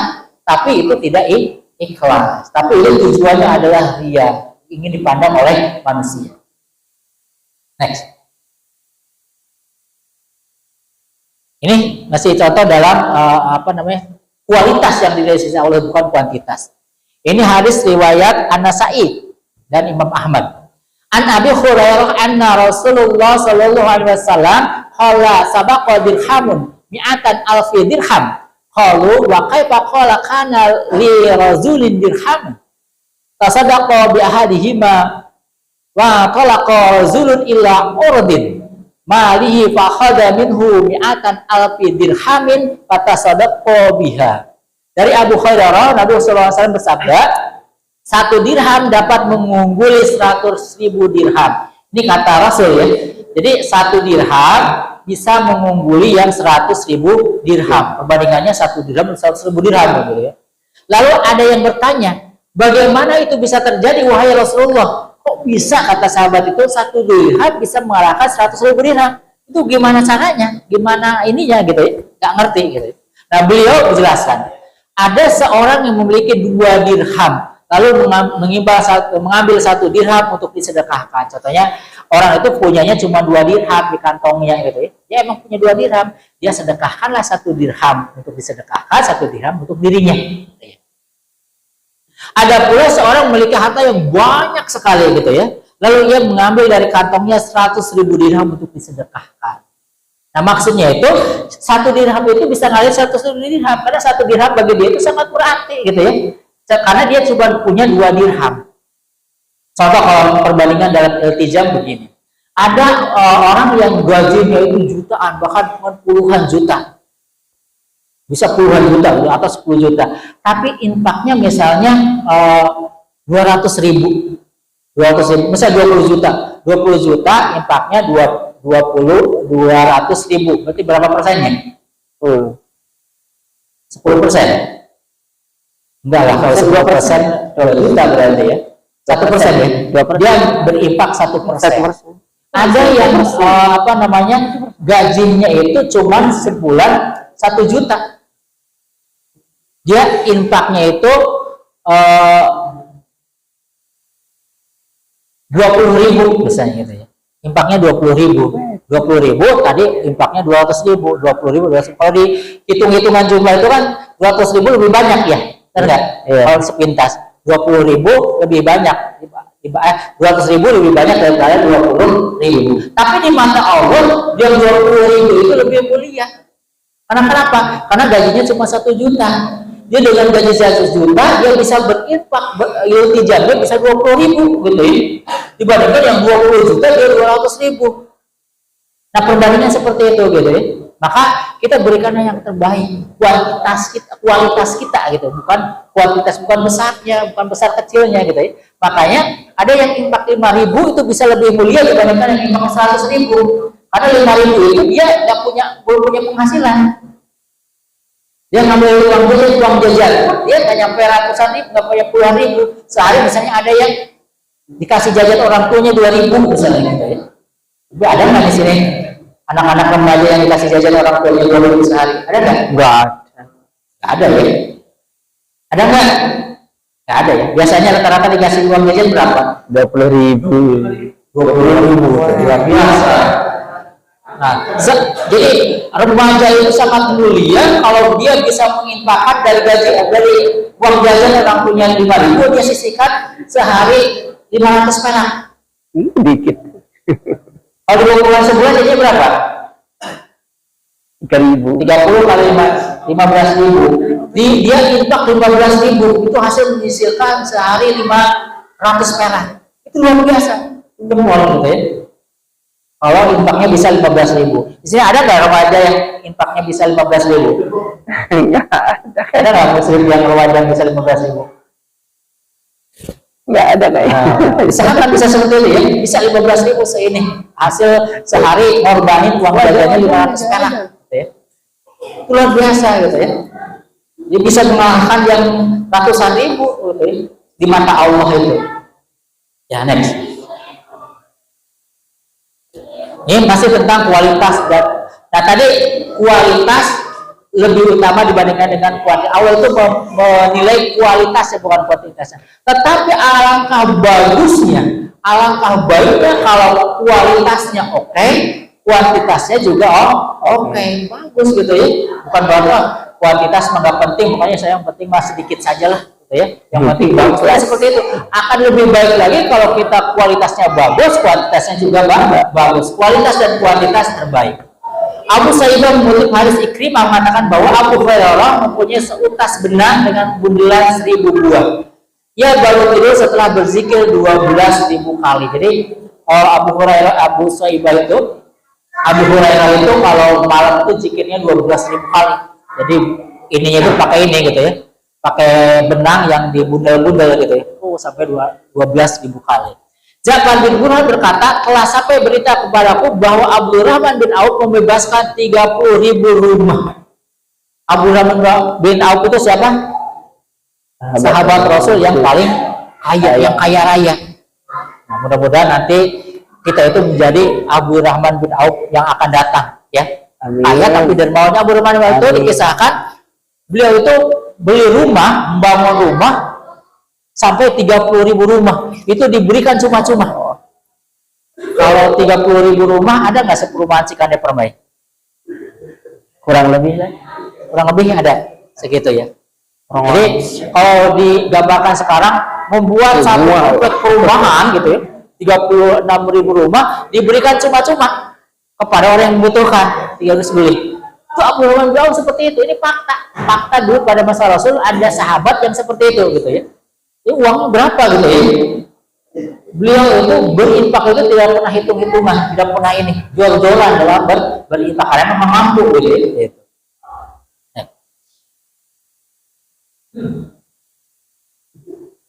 Ini masih tentang kualitas dan kuantitas yang terbaik.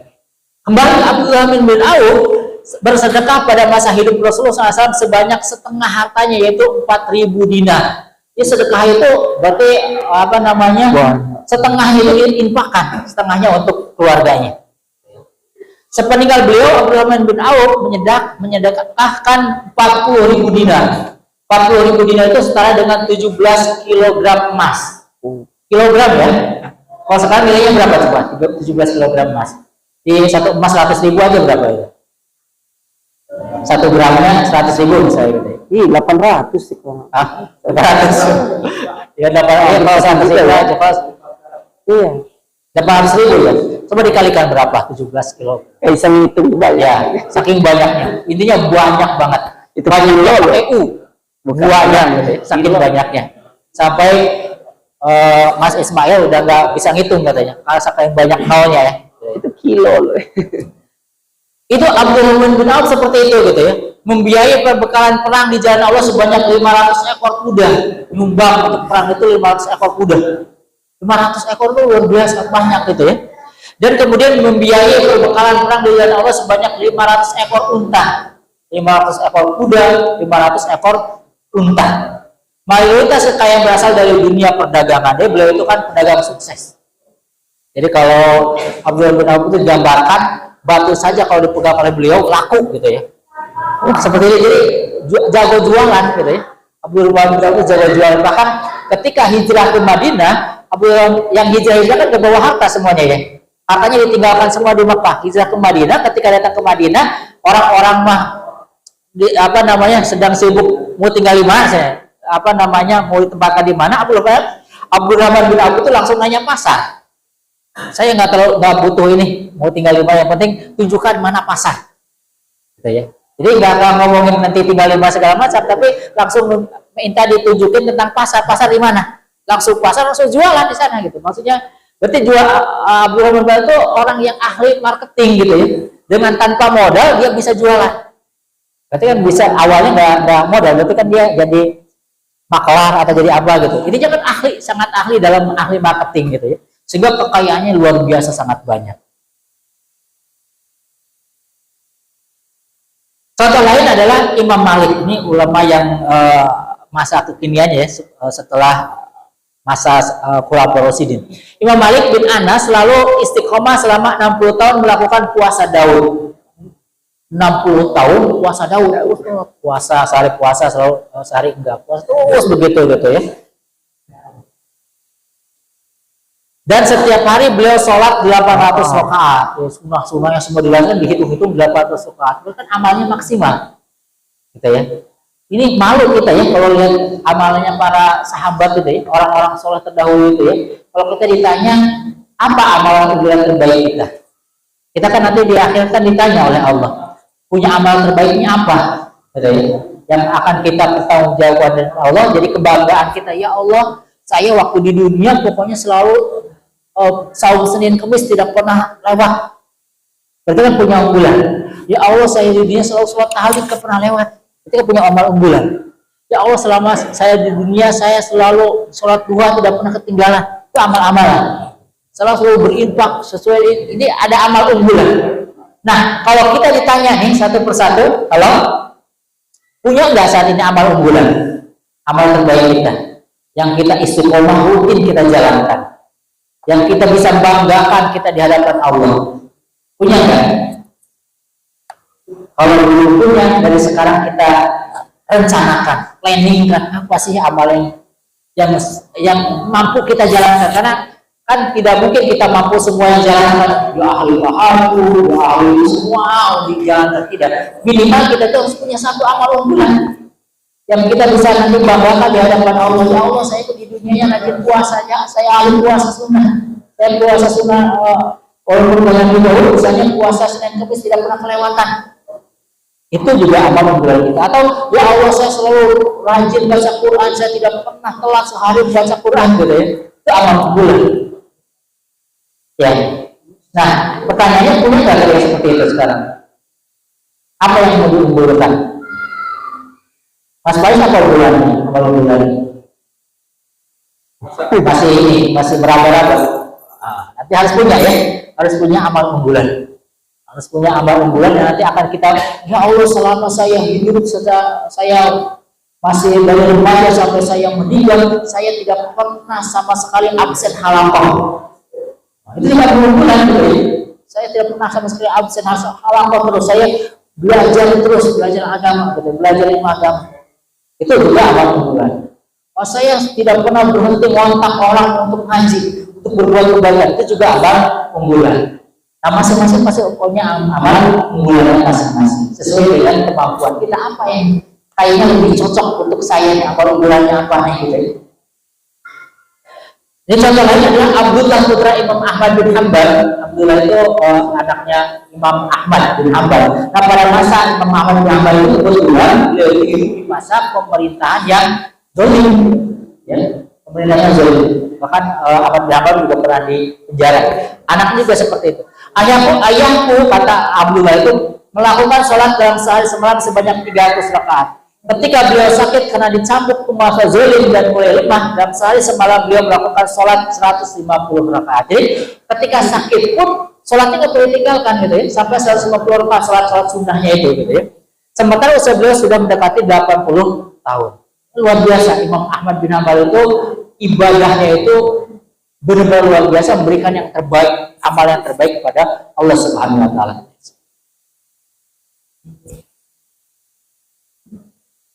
Nah, terus yang ketiga ya, ini poin ketiga, tanda kita itu memberikan amal terbaik itu adalah ikhlas, itu adalah dengan bersih dari penyakit hati.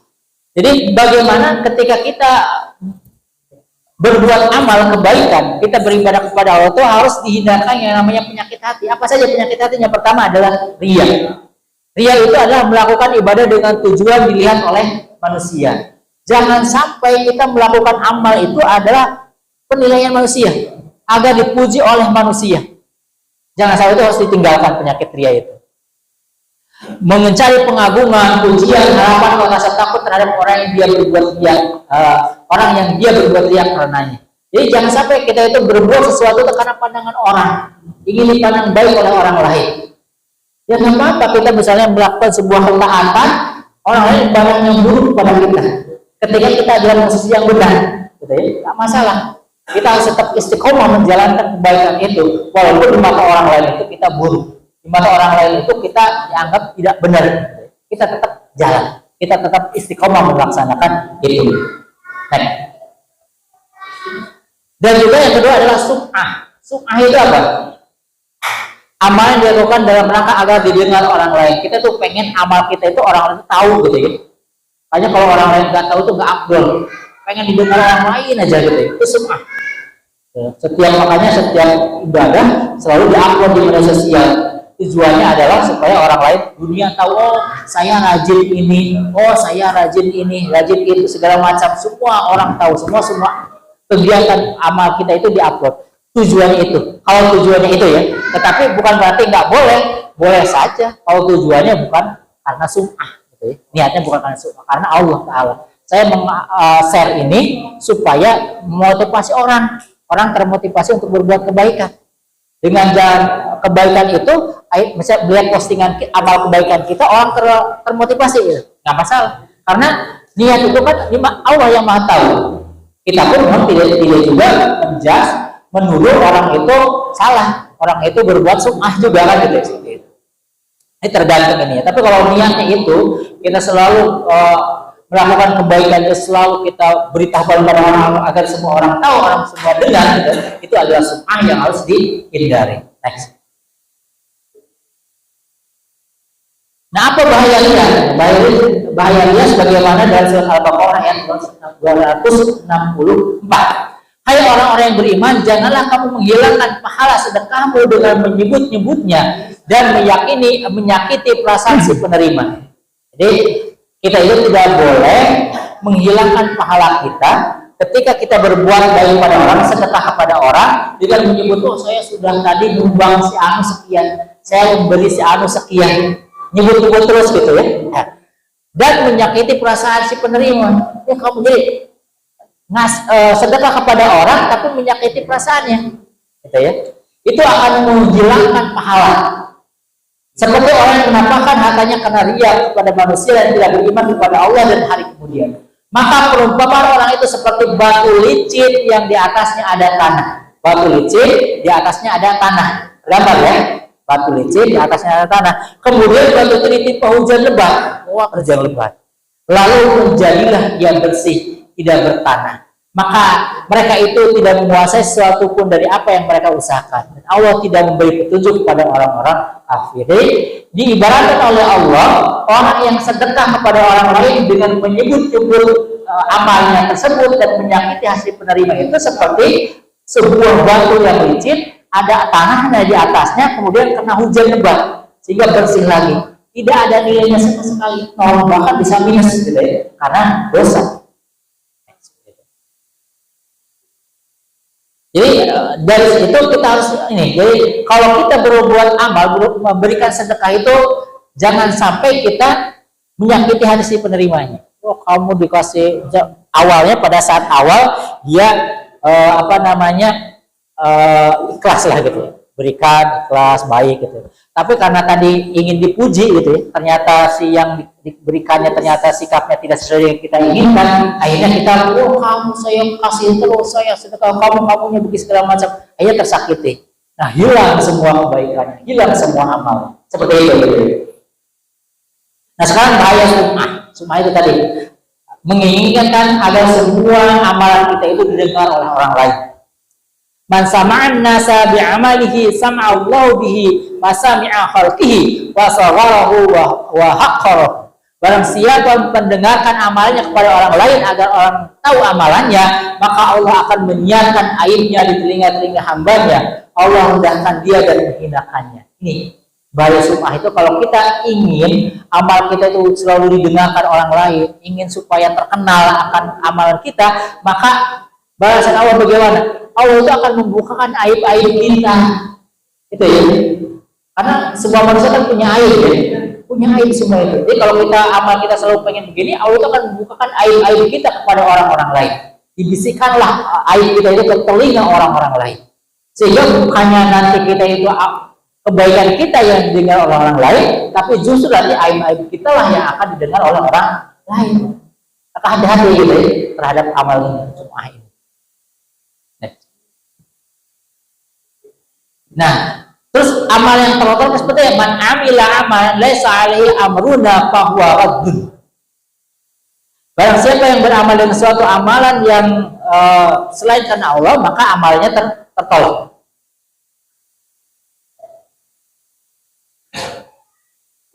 Jadi amal yang tertolak itu yang seperti apa? Nama adalah amal yang tidak sesuai dengan perintah Nabi Sallallahu Alaihi Wasallam. Dicontohkan sini, Abu Burdah yang merupakan paman dari Al-Bara bin Ajid dari jalur ibunya berkata, wahai Rasulullah, aku telah menyembelih kambingku sebelum sholat Idul Adha. Jadi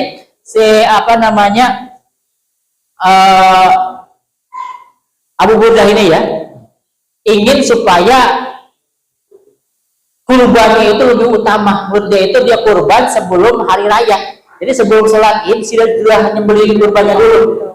Supaya apa? Supaya menurut dia itu lebih ampuh, lebih awal. Saya paling awal menyembelih kurban. Begitu ya. Aku tahu bahwa dari hari itu adalah hari yang untuk makan dan minum. Aku senang jika kambingku adalah binatang yang pertama kali disembelih di rumahku. Jadi menginginkan agar kambingnya itu yang pertama kali disembelih, jadi paling utama lah gitu ya. Orang lain belum pada nyembelih kambing, dia berpikiran bahwa itu paling utama gitu ya, yang paling duluan paling utama. Oleh karena itu aku menyembelihnya dan aku sarapan dengannya sebelum aku sholat Idul Adha. Jadi sebelum sholat dia sudah makan daging kurbannya dulu. Daging kurbannya itu disembelih sebelum sholat Idul Adha sehingga dimakan sebelum berangkat sholat. Gitu. Next. Nah kemudian Rasulullah SAW berkata, satu kasyatul lahmin. Kambingmu hanyalah kambing biasa yang dimakan dagingnya, bukan kambing kurban. Karena kalau syariat kurban itu sembelihan itu disembelih pada saat sesudah sholat Id dan pada hari-hari tasrik, ya.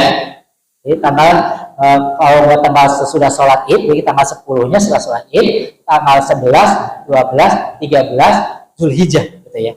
Nah kalau disembelihnya itu kan tidak sesuai dengan aturan Nabi kan, berarti itu kata Rasul itu menyembelih kambing biasa saja, bukan kurban hitungannya, bukan ibadah kan itu ya.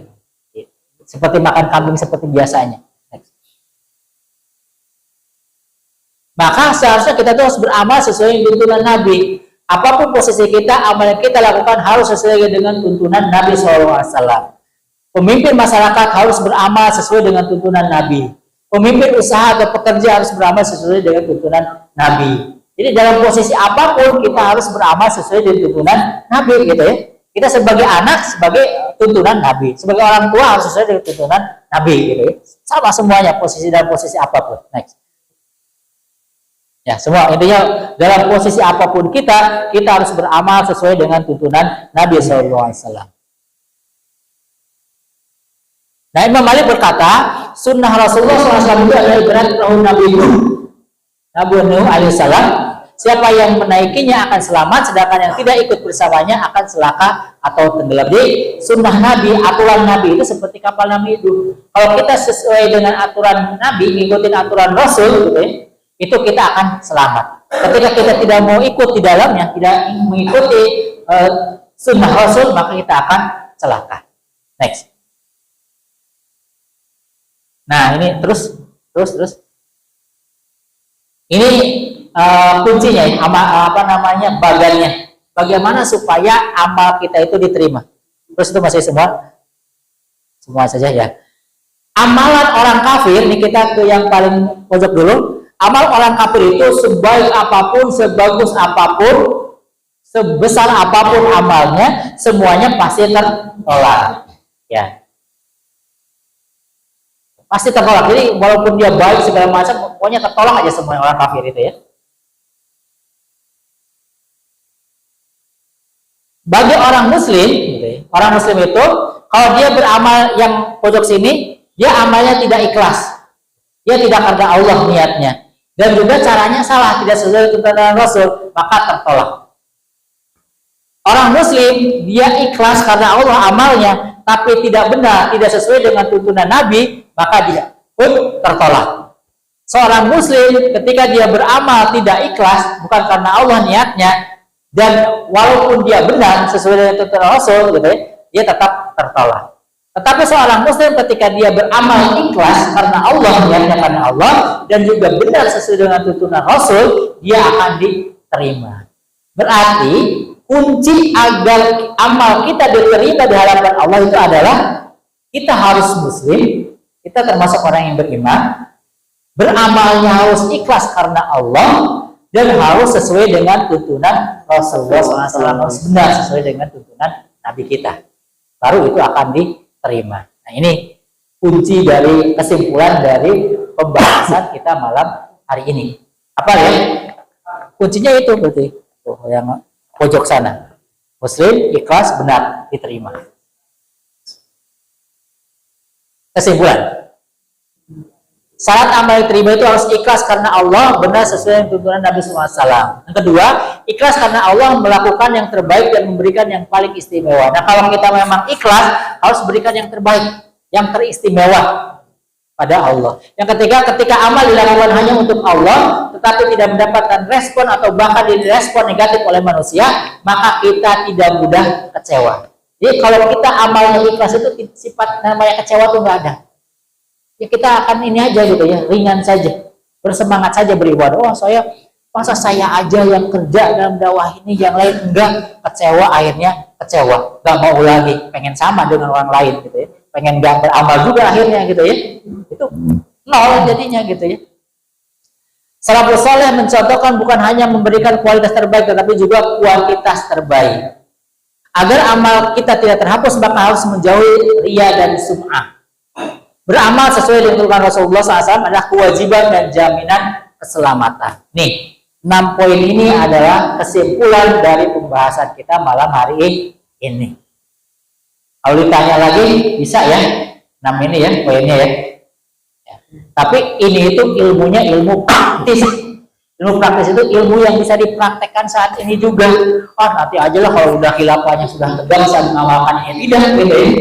Ini bukan amalnya amal fardhiyah, apa yang bisa diamalkan oleh individu dan saat ini juga, gitu ya. Jadi ilmu kita yang dikaji pada hari ini adalah ilmu praktis yang bisa kita praktekkan saat ini juga, tanpa harus menunggu dulu nanti khilafah enggak. Ya, itu saja untuk pembahasan malam hari ini. Masih ada waktu dikit untuk tanya jawab. Barakallah kepada Ustaz Rian yang sudah memberikan ilmu kepada kita malam ini. Kita buka sisi tanya jawab. Kepada rekan-rekan yang mau bertanya, dipersilakan. Yang mau bertanya?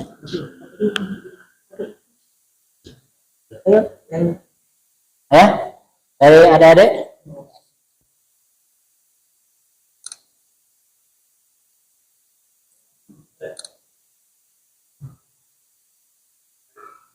Dua pertanyaan.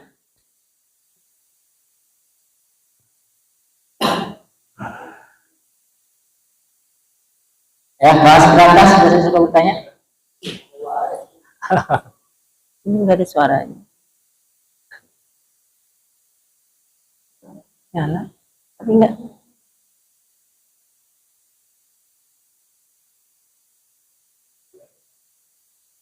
Mau bertanya apa mau bertanya nih? Dua pertanyaan atau dua bertanya?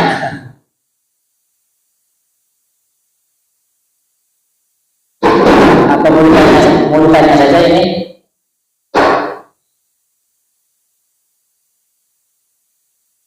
Mas Arya mau bertanya?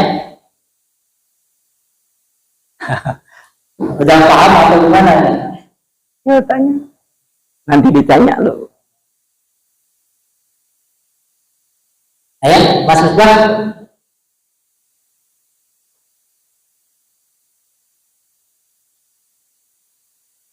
Saya harus sampai nama Mas Caturnya ini yang bertanya nih.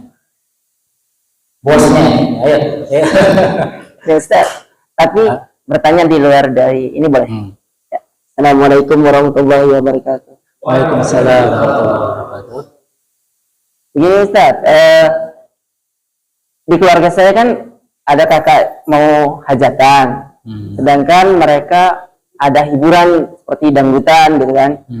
Nah, saya sebagai anak laki-laki saudara laki-laki harus pulang. Tapi mereka dengan kita belajar kayak gini, saya udah tahu ternyata hukumnya itu kan nggak boleh ya. Nah, saya saranin mendingan hadroh atau pengajian gitu kan. Mereka nggak mau. Terus saya gimana, mau pulang nanti saya sama aja.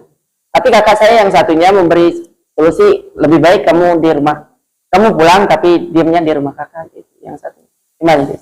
Ya. Ada lagi, satu lagi? Satu lagi.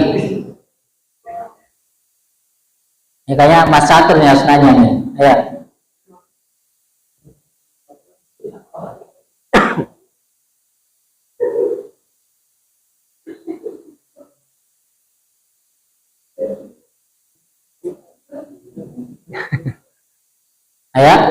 Satu lagi, Mas Bagas.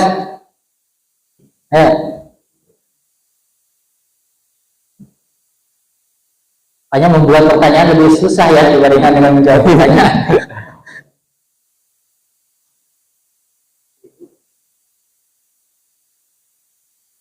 Ya, sambil menunggu pertanyaan yang kedua, saya jawab pertanyaan pertama dulu ya. Ini dari Bang Mahir. Jadi kalau ada saudara kita akan melakukan hajatan, walimahan gitu, tapi hiburannya itu adalah dangdut apa namanya, pedangdut sekarang apa? Ini organ tunggal gitu. Nah, sebagai saudaranya, sikap kita itu harus bagaimana gitu? Apakah kita harus menghadirinya gitu ya? Atau bagaimana gitu ya? Menghadirinya dengan sukacita gitu ya? Menghadiri tersebut atau bagaimana? Nah, pertama kita harus memahami fakta dulu, fakta tentang walimahan dengan hiburan dangdutan. biasanya kalau dangdutan itu sudah pasti dangdutannya, kalau dangdutannya misalnya tempatnya dipisah gitu ya, terus lagu-lagu yang setelah itu lagu-lagu yang mengingatkan kita kepada Allah gitu ya. Contohnya lagu-lagu Roma Irama gitu ya, lagu tentang budi, tentang apa gitu ya, atau lagu-lagu dangdutannya yang ini dangdut yang apa namanya religi lah gitu ya, itu sebenarnya masih mubah, masih boleh-boleh saja gitu ya, asalkan memang tempatnya dipisah, tamunya laki-laki perempuan ini yang boleh bisa. Tapi kalau dangdutnya dangdut yang seperti yang ada sekarang ini gitu ya, dangdut yang wah nggak jelas musiknya, ada joget-joget segala macam, itu jelas haram. Sehingga walimah seperti itu adalah haram. Tadi si penanya sudah paham itu bahwa itu adalah haram. Berarti kita harus bisa menentukan sikap gitu ya. Setiap sesuatu yang haram adalah kemungkaran ya, kemungkaran. Setiap sesuatu yang haram itu adalah kemungkaran. Berarti kita harus menerapkan perintah Rasul terhadap kemungkaran ini. Kata Rasul, man ra'a minkum munkaran ya fayughayyir ma biyadihi fa illam yastati fa bilisani fa illam yastati fa bi qalbi wa huwa al-aful iman. Kata Rasul, kalau kita melihat kemungkaran orang itu biasa apa saja kan, ada maksud tadi saudara kita akan melakukan walimahan dengan dangdutan, itu kemungkaran, kesalahan, itu dosa, itu perbuatan maksiat di hadapan Allah, maka harus dirubah kalau bisa oleh kasih sayang sebagai saudaranya. Kalau tidak bisa dengan kekuasaan, kalau bisa kita kakak tertinggi, kita bisa berkata kakak tertua gitu, atau kita yang punya yang membiayai hajatan tersebut, kita punya tangan. Ubah, kalau kamu tetap begini, saya tidak akan modalin, saya punya segini begini. Itu dengan tangan kita, dengan kekuasaan kita. Tapi kalau kita nggak bisa seperti itu, berarti dengan lisan kita kasihlah apa namanya nasihat, saudara itu, Kak jangan begitulah, kalau bisa hiburannya jangan itulah, segala macam. Tadi kan boleh dilakukan dengan mengembalikan saran dengan pengajian atau apa-apa.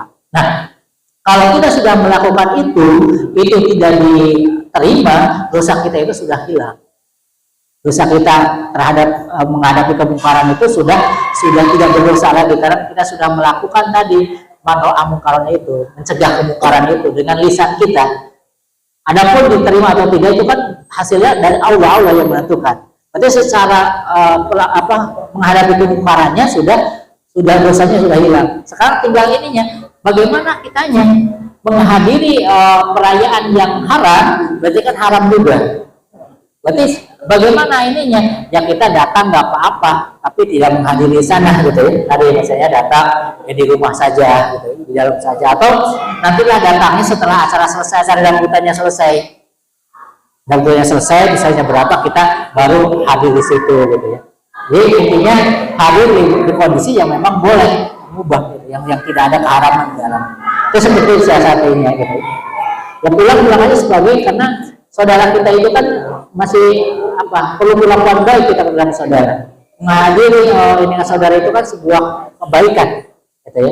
Hadir tapi keharamannya seperti ini dihindari, gitu ya. Hadir tadi misalnya di rumah saja nggak ikut acara itunya, itu bagus, nggak apa-apa. Ini salah satu caranya itu, kita pulang nggak apa-apa pulang, tapi kita nggak menghadiri walimahan itu ketika masih dangdutan, gitu ya. Ketika sudah dangdutannya kita baru ke sana, gitu. Atau kita nggak di acara intinya di situ yang ada dangdutannya, kita di mana gitu ya posisinya ya. Itu. Tetapi tetap dakwahnya tadi menyerukannya kebaikannya harus tetap ada, memberikan nasihat ininya dengan lisan kita. Ya, ya. Ya, yang lain satu lagi.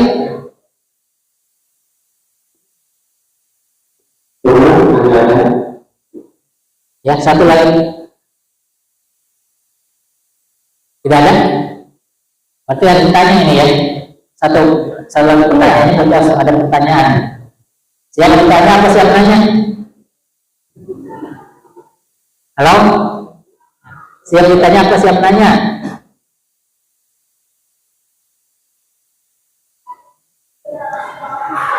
Nah, berarti sudah paham semua ini ya. Paham atau bingung buat pertanyaan? Ya, kayaknya Mas Satur ini harus memberikan ini. dari Abu Mus'ab. Ini diwakilkan sama musyriknya ya. Mana ini? Ya, bismillah. Assalamualaikum warahmatullahi wabarakatuh. Waalaikumsalam. Izin bertanya, tadi kan sudah dijelasin banyak hal ya tentang amal. Insya Allah, kayaknya sih Insya Allah gampang lah ya, kayaknya gitu ya untuk ikhlas itu. Cuman yang menjadi masalah berikutnya adalah kayaknya bagi kita ya, kebanyakan yang amalnya masih minimalis ya, bukan sekedar karena ikhlasnya aja yang susah, atau bukan sekedar karena tuntunannya aja yang nggak ada, karena kan kita udah hadir pengajian nih, insya Allah kan kita dapat tuntunannya gitu kan.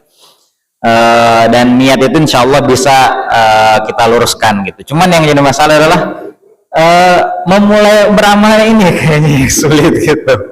Nah gimana tuh Tat, biar kita itu bisa memulai untuk beramal berkualitas gitu ya, selain tips itunya aja tadi ya. Jadi pertanyaannya dia gimana biar memulai beramal gitu ya. Ya, sekarang Assalamualaikum warahmatullahi wabarakatuh. Waalaikumsalam. Ya, jadi bagaimana supaya kita itu termotivasi? Kalau yang lalu-lalu mungkin kita mungkin tidak maksimal amal kita gitu. Nah sekarang ini kan kita sadar berarti kita itu harus maksimal memberikan yang terbaik dalam beramal. Nah bagaimana kita untuk memulai itu supaya kita bisa memulai memberikan amal yang terbaik itu gitu ya. Nah pertama berarti yang sekarang harus kita lakukan adalah rubahlah niat kita. Pertama itu adalah planning, rencanakan niat itu yang benar. Ya, pertama itu, jadi niatkan dalam hati kita, dalam diri kita untuk next gitu ya, ke depan, besok, saat ini dan selanjutnya saya akan beramal yang terbaik kepada Allah. Saya akan ikhlaskan semua amal kita itu kepada Allah Subhanahu Wa Taala. Ya, siap nggak nih? Nah, niatkan dari sekarang, coba dalam hati masing-masing. Saya insya Allah untuk beramal yang terbaik kepada Allah, bersembahkan amal yang terbaik kepada Allah sampai ajal menjemput kita. Karena tidak tahu ya, kita tidak tahu pulang dari sini kita dijemput ajalnya, enggak? Sedangkan niat yang baik itu sudah dicatat oleh Allah, ya enggak? Ya enggak? Jadi kalau kita sekarang berniat, ya Allah, saya berjanji, insya Allah saya mulai saat ini dan besok seterusnya saya akan beramal yang terbaik untuk Allah. Nah itu dari sana kalau Allah paling sudah dapat, gitu ya. Nah, ternyata sekurangnya kita dipanggil oleh Allah, ajal kita tiba, kita sudah dapat pahalanya itu, gitu ya. Soalnya kita sudah dapat pahalanya, niatkan dari sekarang saya akan perbaiki semuanya. Halaqah saya akan perbaiki. Misalnya mulai sekarang saya tidak akan borong-borong lagi halaqah. Saya mulai sekarang saya akan rajin kontak orang untuk ngajak ngaji. Saya mulai sekarang saya sholatnya akan rajin. Saya pokoknya intinya akan memberikan yang terbaik untuk Allah, untuk dakwah ini. Ya, pertama luruskan niat. Ya. Kedua adalah bagaimana supaya kita itu niatkan untuk istiqomah. Istiqomah itu adalah jangan menjauhi teman-teman yang circle-nya baik.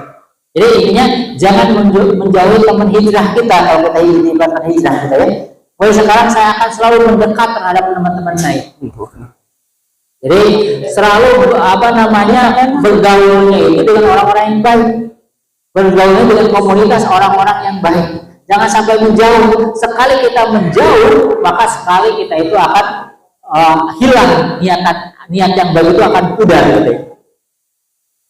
Siap ya, akan selalu bersama dengan orang-orang yang saleh, ya, dengan teman-teman kita yang baik. Gitu. Jadi jangan sampai menghilang, jangan sampai menjauhi teman-teman kita, jangan menjauhi komunitas dakwah ini. Ya, harus mendekat. Insya dengan begitu kita itu akan bisa memulai beraktivitas yang baik, mempersembahkan amal yang terbaik. Yang ketiga, tentunya diiringi dengan doa. Doa kepada Allah, dimintakan keistiqomahan, dimintakan kekuatan untuk senantiasa beramal dengan baik. Ya, sebenarnya kan doa kita supaya kita itu bisa dimampukan, diistiqomahkan beramal amal yang baik, yang terbaik. Siap ya? Oke, luruskan niat, planningkan niat kita dengan baik akan menjadi lakukan memberikan yang terbaik kepada Allah dan Rasulnya pada dakwah ini. Kedua, jangan menjauh dari komunitas dakwah. Jangan sekali-kali kita menjauh, maka akan sulit kita itu akan memberikan amal yang terbaik. Selalu mendekat. Yang ketiga, diiringi dengan doa. Jangan lupakan doa setiap sholat kita, doa untuk istiqomah di jalan kebaikan. Insya Allah 3 cara ini saja udah cukup bisa membuat kita itu bisa memulai beramal yang baik. Dalam bisa diterapkan ya. Insya Allah. Mudah-mudahan minggu besok tentunya selain kita tetap istiqomah hadir, kita pun bisa mengajak teman-teman kita. Ya, kita punya teman nggak ini? Halo, semua di sini punya teman ya. Nah, usahakan undangan kajian itu share sebanyak mungkin teman kita, kontakkan kita. Insya Allah nanti Allah itu pastilah ada yang nyangkut 1-2 untuk bisa. Ya, mungkin itu saja karena waktu sudah larut. Saya cukupkan dari kajian malam ini, mudah-mudahan diberikan keberkahan. Selanjutnya dikembalikan kepada kita. Alhamdulillah kepada Ustaz Rian. Semoga kajian malam ini barokah, artinya bertambah kebaikan kepada kita semua. Amin. Semoga kajian tematik minggu depan kita bisa hadir kembali, dan jangan lupa bawa kontakan. Siap? Ya, mari kita tutup dengan doa kifaratul masjid.